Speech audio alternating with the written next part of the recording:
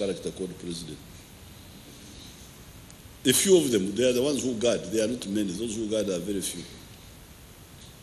But the main job of SFC is to fight, to back up the army, to be the reserve of the army. So that time when that small group who is called the president, when these fellows were misbehaving, they first deposited the president at the helicopter place, say, okay, you go, bye-bye.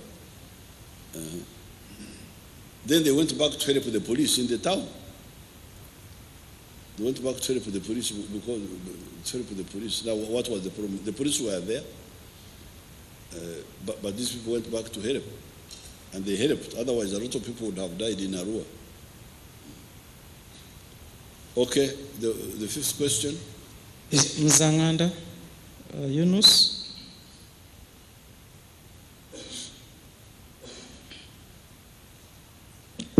Your Excellency, this man has put on weight. I think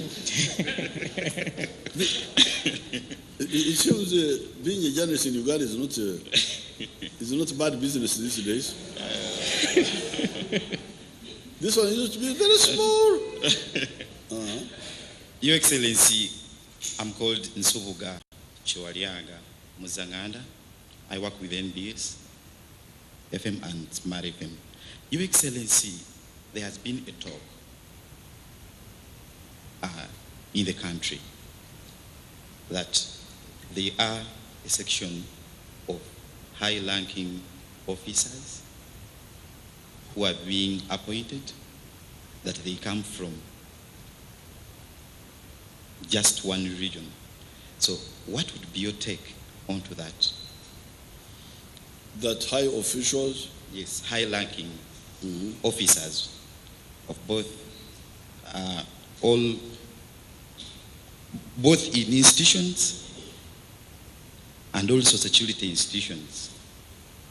Okay, let's look at the institution. Thank you very much. Well, I am president of Uganda. So, like if I look at the president's office, the permanent secretary, office of the president, a man called Mitara. I heard that he comes from Rwaikitura. Didn't I hear that Mitara comes from Rwaikitura? Muzanganda. Na uli akonto msaje gobeta Mitara asuka Rwaikitura. Walio mulideko. Kati wetuva kwa Mitara, head of civil service, permanent secretary, office of the president, secretary to the cabinet, Anyada Komlara, Deborah Katuramu. This is the one who is there now. The one who used to be there was, the one who died was who? Lokone? Lukone. The one who died was, who was the deputy was Lukone, was from Machori. Lango, Achori. But now it is Deborah Katuramu. I think Katuramu is also from Rwaikitura.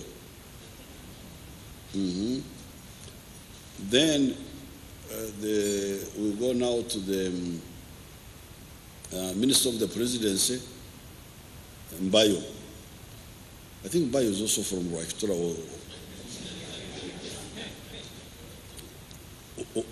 or nearby there. Then we go to the PPS. PPS is Moreka Mukama. That one also, I think, comes from near Rwaikitura there.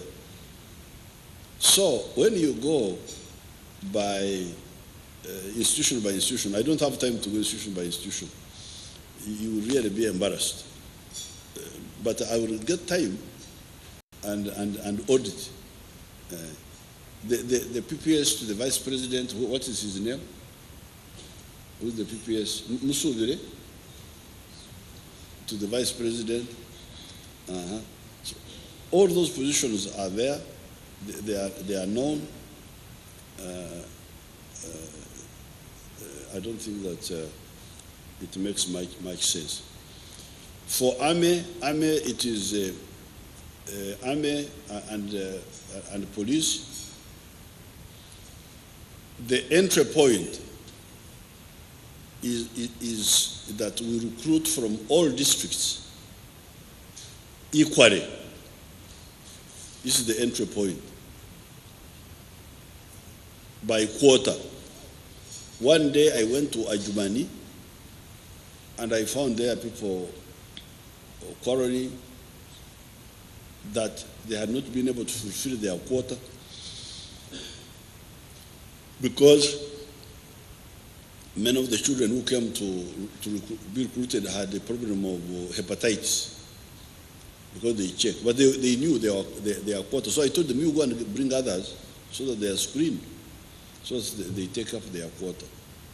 So once you join, then the progression is by course and promotion exams. So I think Muzanganda, your information is defective. I don't think it is correct. Number 6. Ahmed Dakaba.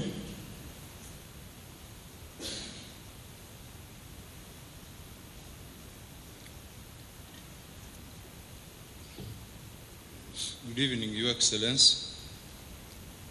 My name is Medi Dakaba, Akodomi Wasabalwany from Soga. Very good. Those of Soga gave me a good daughter. Yes, sir. My daughter Kenyana. Yes, sir. Your Excellency,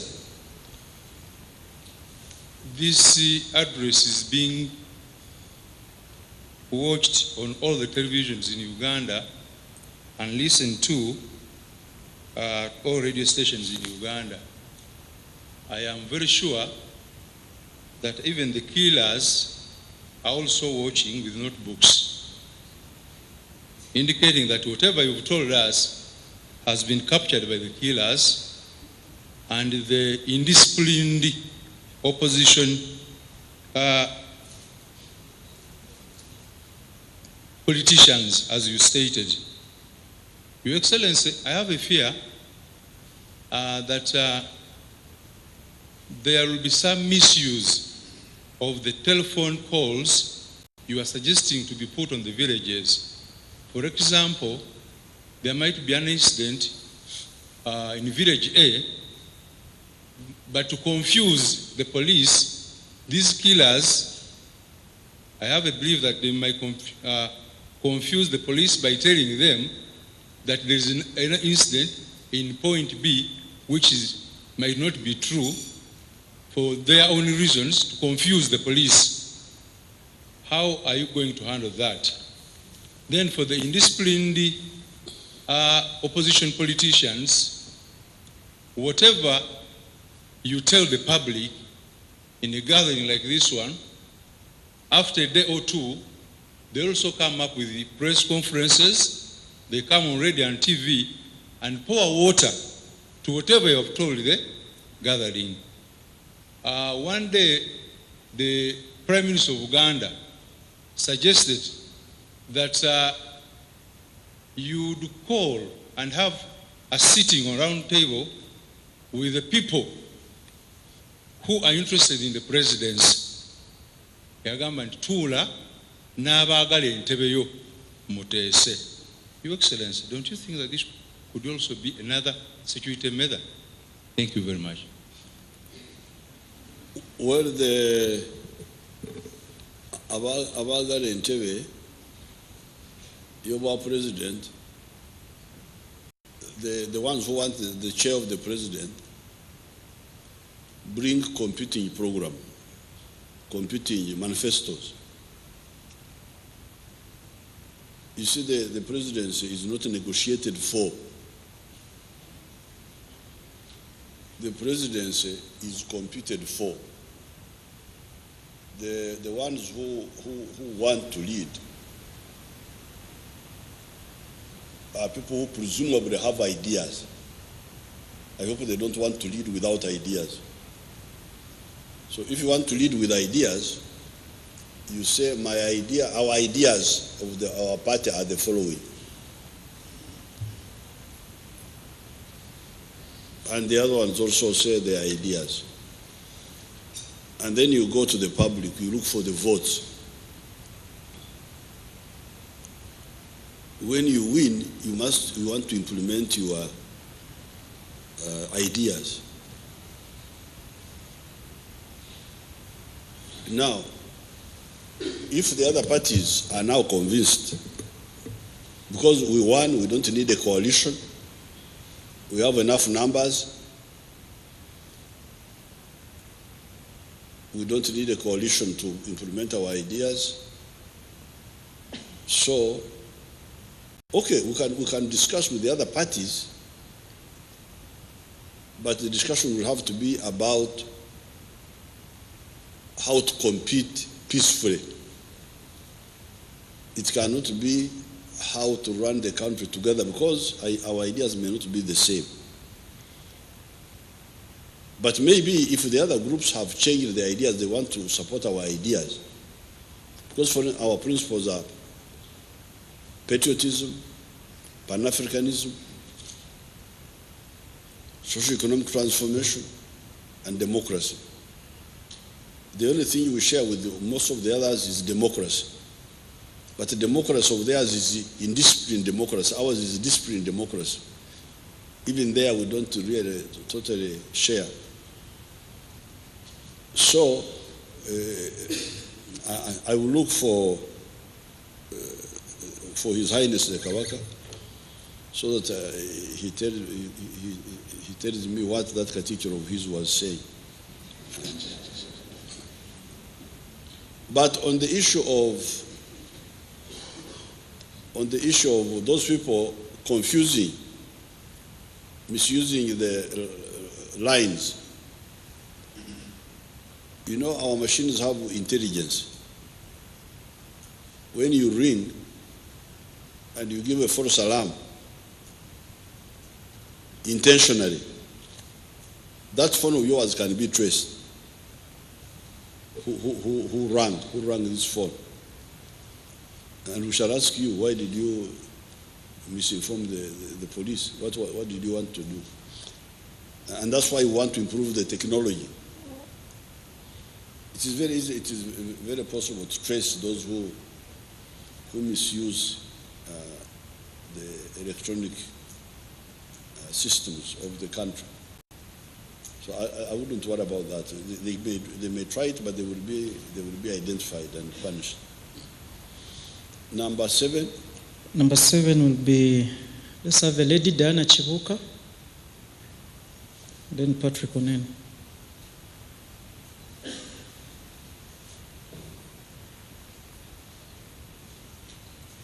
Thanks a lot.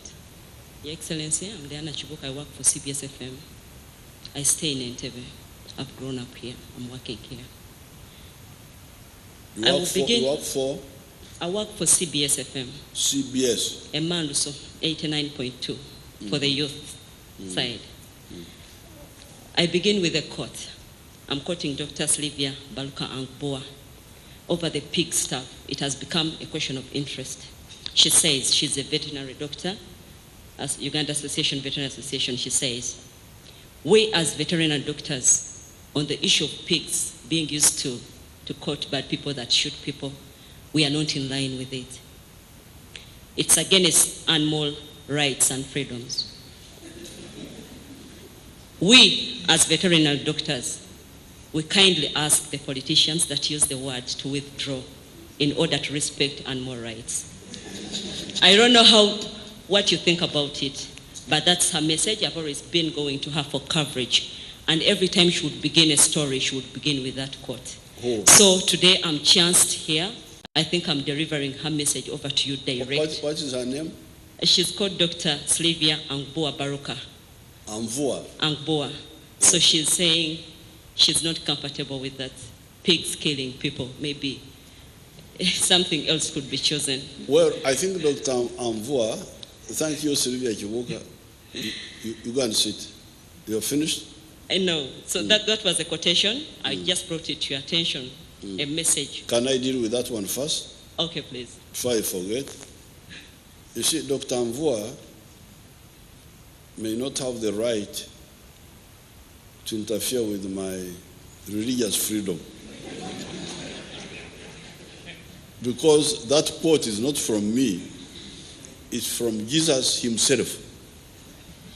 Jesus said, "Thou shalt not put your pearls before pigs, lest they trample on them."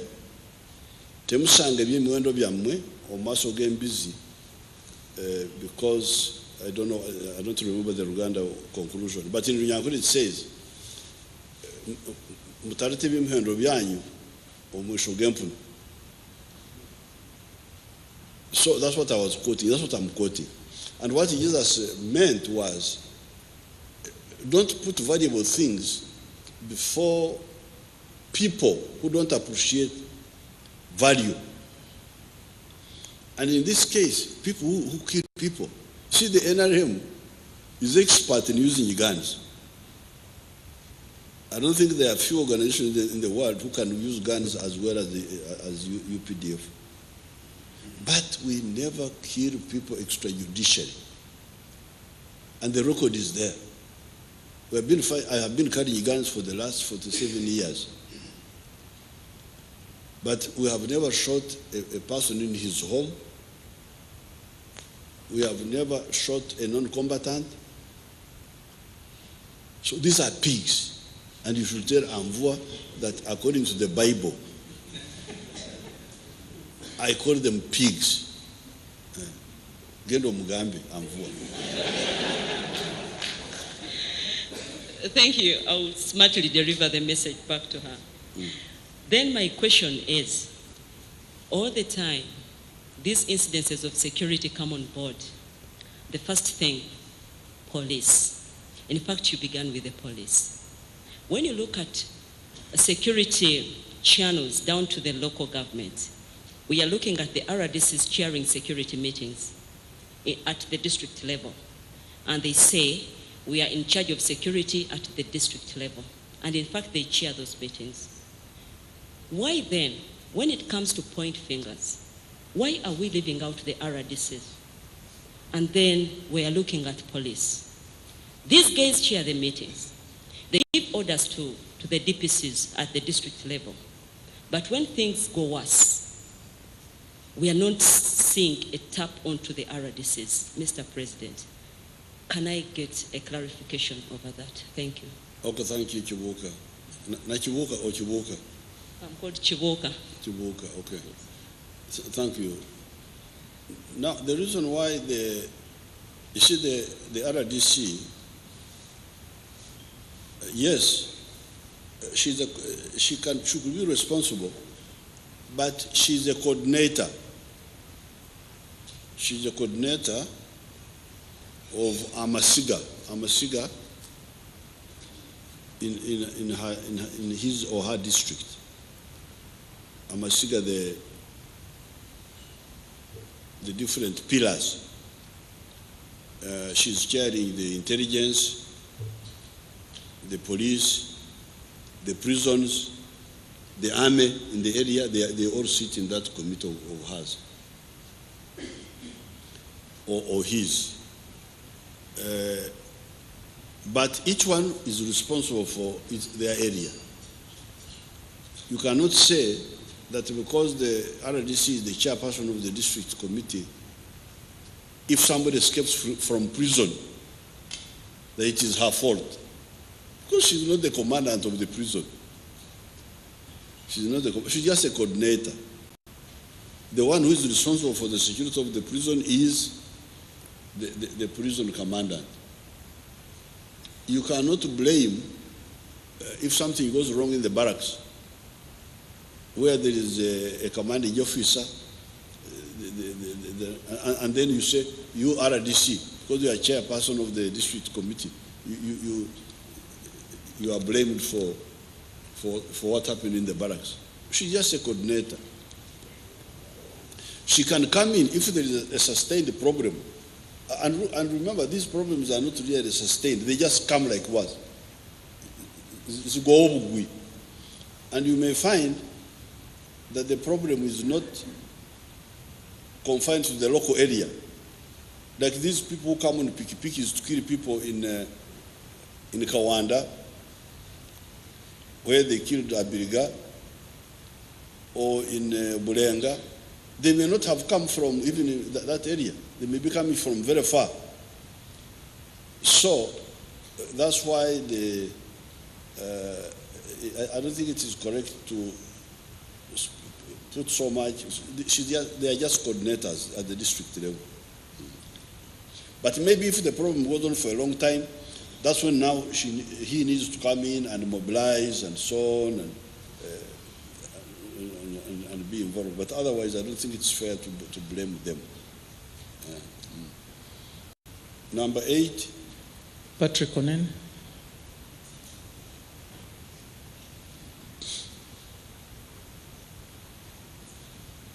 Yes, good evening, Mr. President. My name is Patrick Onen. And regarding the question of my Mkodome from Busoga, that the opposition pour cold water on what I say. Fine, they may pour cold water, but I also pour hot one. So we shall continue. And the public are there listening. Public are there listening. And in reality, we're also there now, because now these people have staked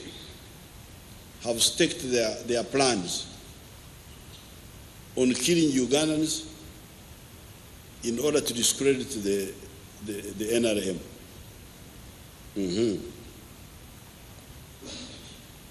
And we are going to defeat them. And we are going to defeat them when they have already shown that they are bankrupt, that they are pigs. So their situation will end up worse politically. Because we are here, they think that by killing people, they think that we shall be cowed or what, I don't know what they think. We are going to defeat them. They have already shown that they are criminals. They are people who are bankrupt ideologically.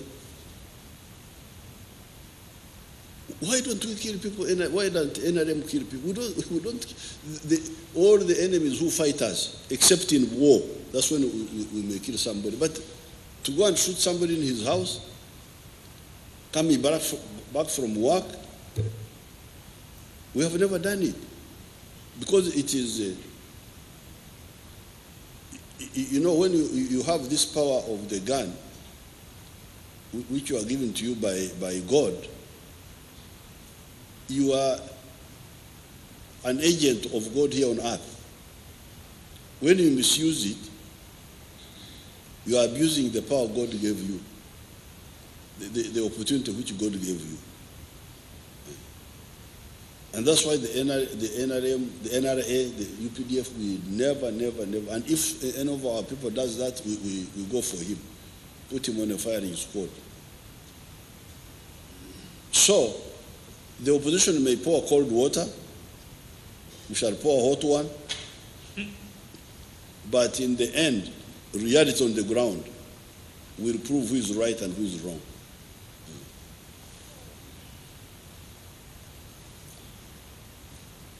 Mr. President, my name is Patrick Onen. First of all, I wouldn't want to call the killers pigs because I personally enjoy pigs. Maybe you can call them jiggers.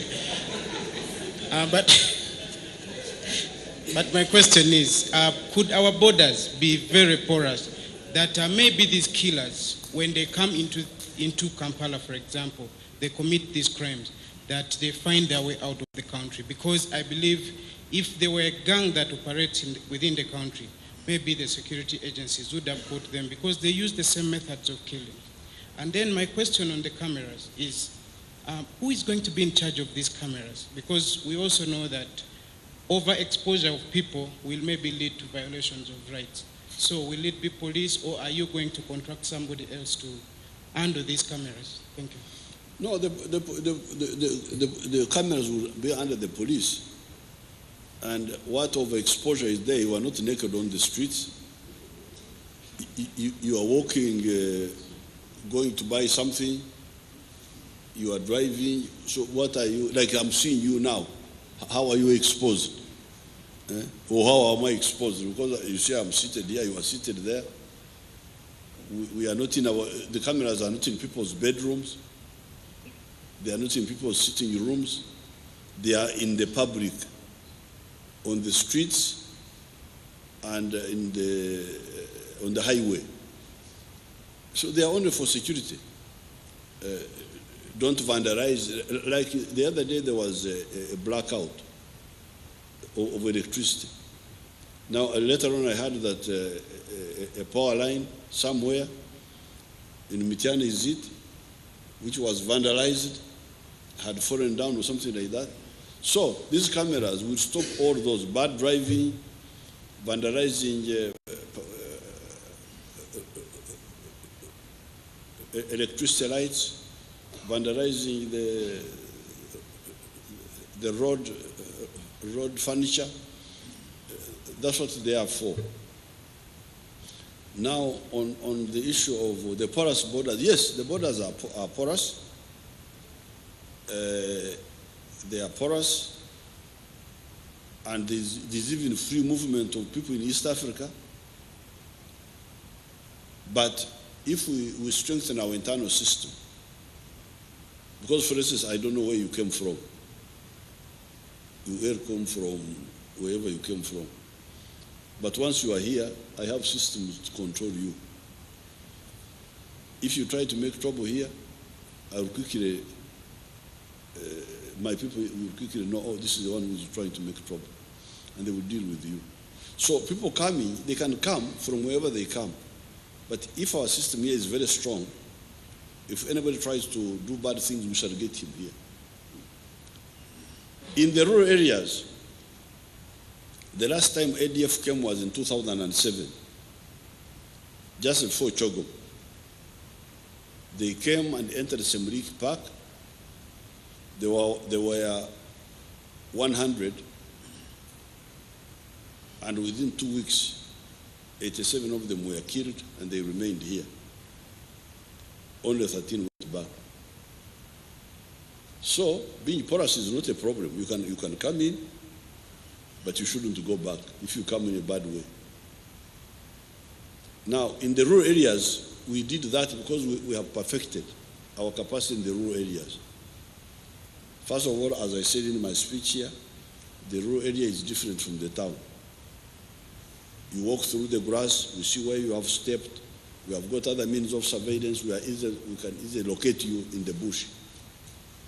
That's why the terrorists can no longer use the bush. They cannot even use Mount Elgon, Mount Renzori, which is very difficult terrain, but we are very strong there. That's why their last way of hiding is here in the town. Just hiding in the borders, and it is the last resort where they think they can do some damage. So being porous is not a problem. It can be porous, but where do you end up? Where you end up should be in the rural areas. They can no longer end there. Certainly not if they are armed. We want to do the same for the towns. Two final ones or what? Okay, two final questions. Lubega Francis, Sapienza, and Kasim Kaira, Azam TV.